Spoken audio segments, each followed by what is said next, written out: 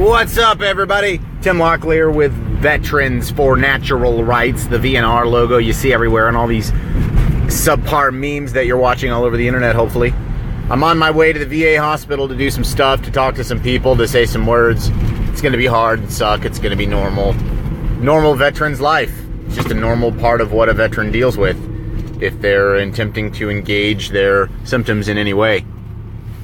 Was talking with Matt Kale, the founder of Veterans for Natural Rights, living in Colorado there, about his symptoms and his issues.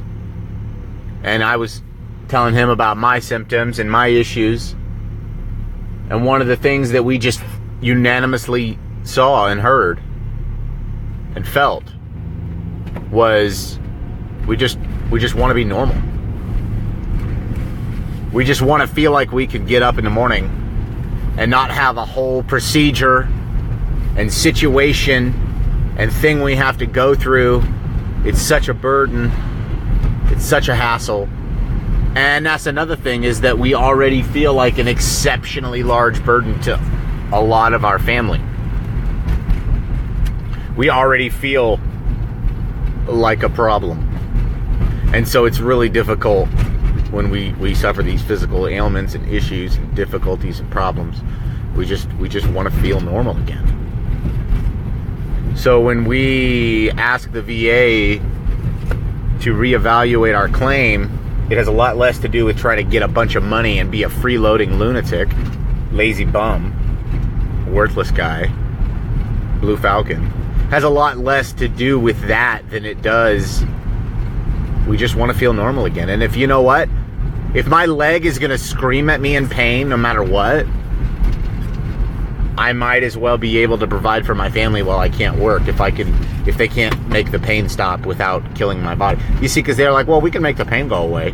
And I said, no, you can't. And they said, no, we can. And I was like, no, you can make me forget about the pain.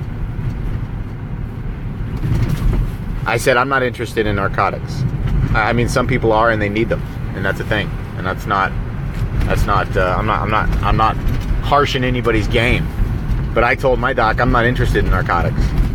And he said, well, if you're not interested in narcotics, I don't really know what I can do for you. How about you fix the problem that's causing the pain, doc? So when we complain about stuff, or when we try to get our stuff evaluated, or when we talk about our claims, we're not trying to be freeloading pieces of crap.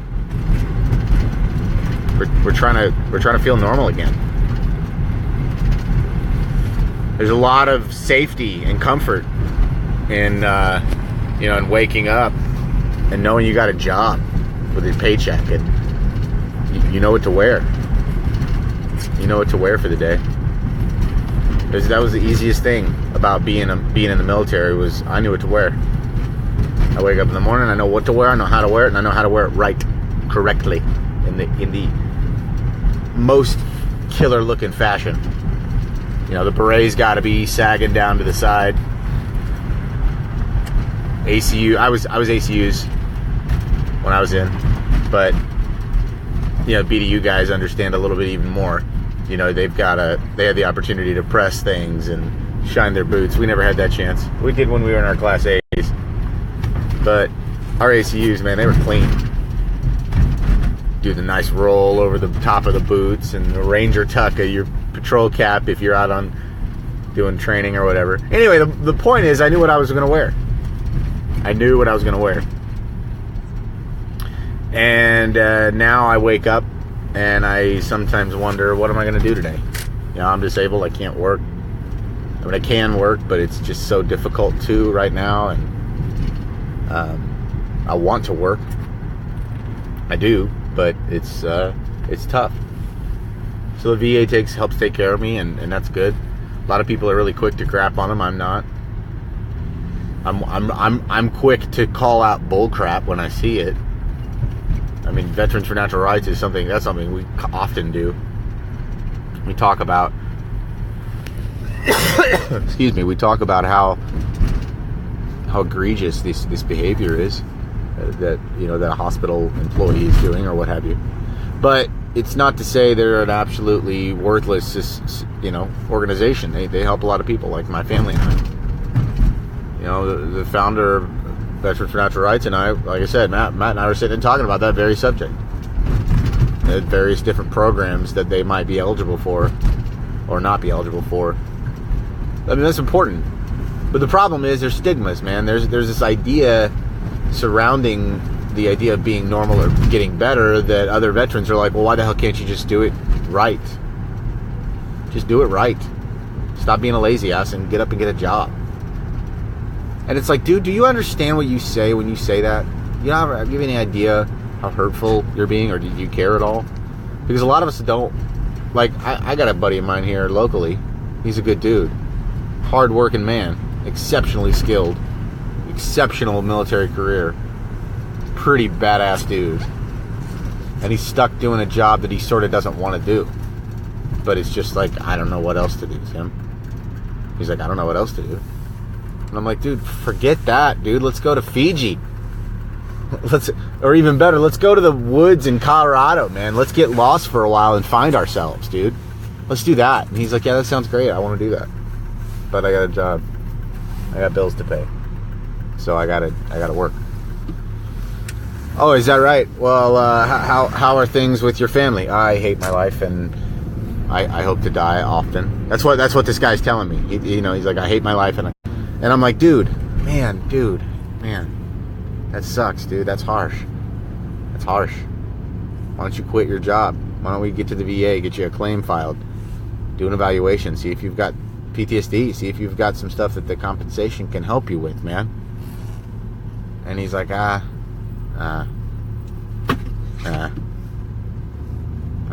just keep working this job I have, he says. And I'm like, come on, man. Come on. So listen, you jerks. If you tell another veteran that's hurting or disabled that he just needs to suck it up and get a job, you're a heartless worm. Because there's guys out there like that homie. And then there's guys like me that hear I hear his story loud and clear. I know where he's at. He's stuck, is what he is. He's stuck. And it sucks. That's a very scary friggin' place to be. Stuck. There's quite a few times recently where I've been stuck and it just sucks. It's actually part of the discussion Matt and I were having last night. It was about being stuck. It's like, well, what the hell am I going to do now? I'm stuck.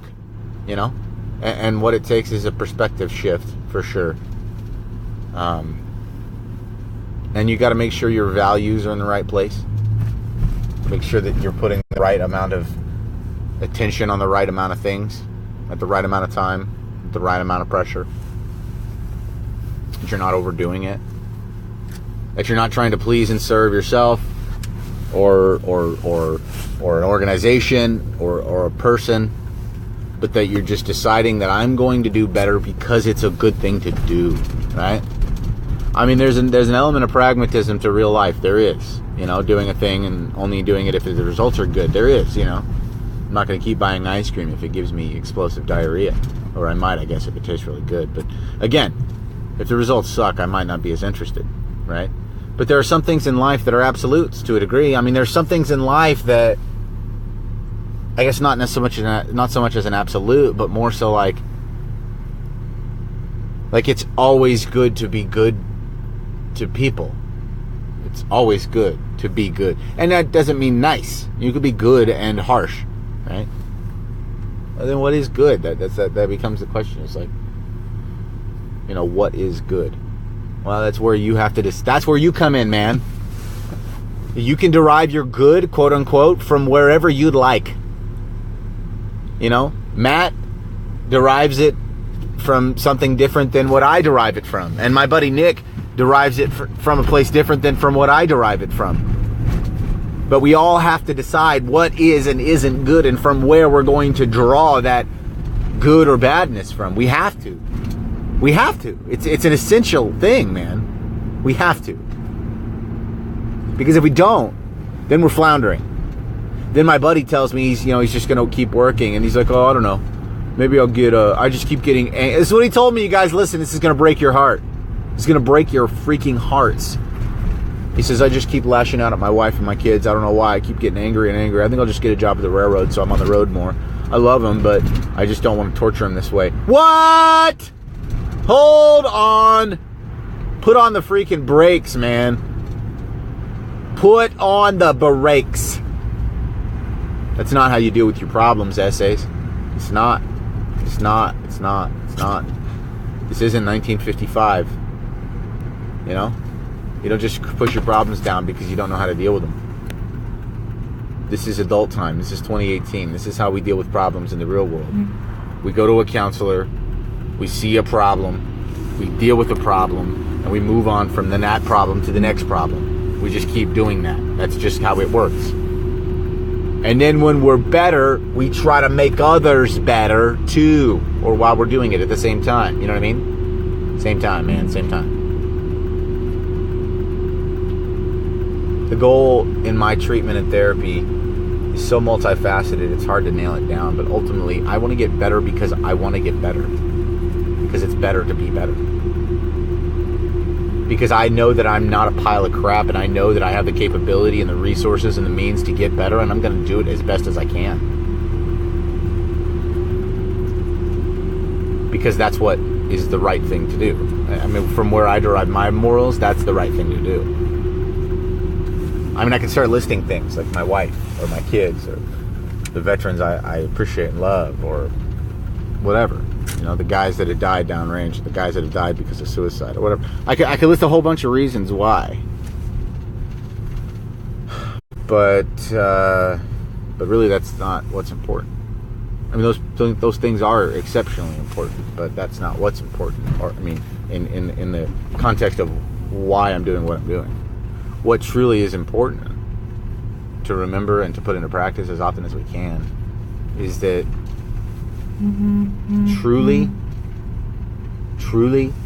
if you want to pursue self-medicated, like healing, like mindfulness, if you want to achieve like a better overall mental wellness, it's going to come through mindfulness. It's going to come through the practices that a lot of veterans have dismissed as a bunch of hippie hoodoo.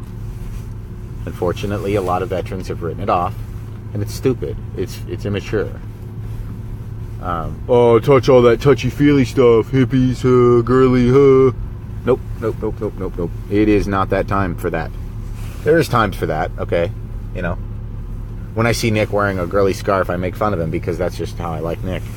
That's how Nick and I's relationship goes. It's funny.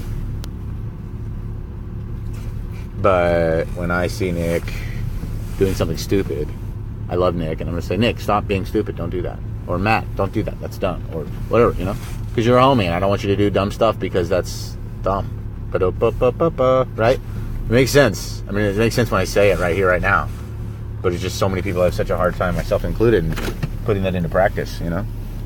So, I guess, to summarize here, you know, I wonder if really normal is more about what you decide it is. Like, from where you get your morals and values and right and wrong from is sort of probably where you're going to get your normal from. But it also has a lot to do with how you were raised. Is that normal? Is this normal? Do I feel normal? I don't know, man. It's tough to decide. But here's what I do know. Create a pattern of remarking to yourself or to others, or in some manner recording or writing down something in your day that you do often. You know, I don't know, whatever it is. Every time you finish washing and drying your hands, you got to pat yourself on the tummy 3 times. Or, you know, you notice that you try it with feelings and thoughts. You know, think a thing and then say, I wonder when the next time I'm going to think that thing. Just start to begin to track your thoughts and movements. Just tracking it for the sake of tracking at first. But what you're going to find is that there's a lot of value in that, man. You begin to see and highlight and expose a lot of really stupid behaviors. A lot of really dumb stuff. Guys, I'm Tim Locklear, and you can go to veteransfornaturalrights.com and find out more about what we're doing. We're working on the website, so don't trip about it being bad or poor. You know, maybe just shift your perspective on what you think is good or bad. No kidding, though. For real, we're going to be doing some updates on the website, adding some blog posts and some new podcasts, all kinds of new jazz coming out. Visit the Facebook page, Veterans for Natural Rights. Also, check out Veterans Heal Situation.